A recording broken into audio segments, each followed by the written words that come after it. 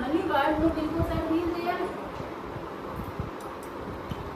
ఇప్పుడు అంటే ఏముంది వాళ్ళ దగ్గర ఈరోజు నువ్వు 50,000 తీసుకున్నావు, నువ్వు ఇవ్వద్దా మళ్ళీ వడ్డీగా ఇస్తావు. నీకు ఏం అవసరం వాటికి ఇవ్వడం ఎందుకు, తీసుకోవడం ఎందుకు, వడ్డీకి ఇవ్వడం ఎందుకు? కాబట్టి ఎవరి నుంచి ఏ హీలింగ్ తీసుకోవాల్సిన పని లేదు, ఏ కౌన్సిలింగ్ తీసుకోవాల్సిన పని లేదు. నీ శక్తిని నువ్వు విశ్వసించు. నీ లోపల ఉన్న శక్తి అనంతం. నీ పక్కవాడి నీ లోపల ఉన్న శక్తి అనంతం.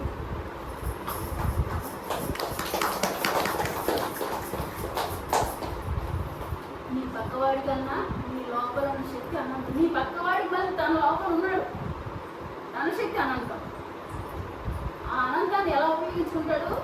ఉపయోగించుకోవాలి. ఉదాహరణకి నా లోపల అనంతత్వం నాకు హీల్ చేస్తుంది, జ్ఞానం ఇస్తుంది, ఎదిగిస్తుంది, అన్నీ చేస్తుంది. అలాగే నా లోపల ఏదైతే అనంతత్వం ఉందో నీ లోపల కూడా అదే అనంతత్వం ఉంది. అది హీల్ చేస్తుంది, జ్ఞానం ఇస్తుంది, గైడ్ చేస్తుంది, ముందుకు నడిపిస్తుంది, నేను ఉన్నతంగా తీసుకెళ్తాను. నీ లోపల ₹1,00,00,000 ఉన్నాయి, నీ లోపల ₹1,00,00,000 ఉన్నాయి. మరి ఆ ఎందుకు ₹1,00,00,000 కోసం నువ్వు ఎందుకు ఆలోచిస్తావు? నీ ₹1,00,00,000 ఎవడో తీసుకుంటావు, అవసరం లేదు. తన కోట ఉపయోగించుకుంటాను, నీ కోటను ఉపయోగించుకో, అంతే, ఇంకేం లేదు.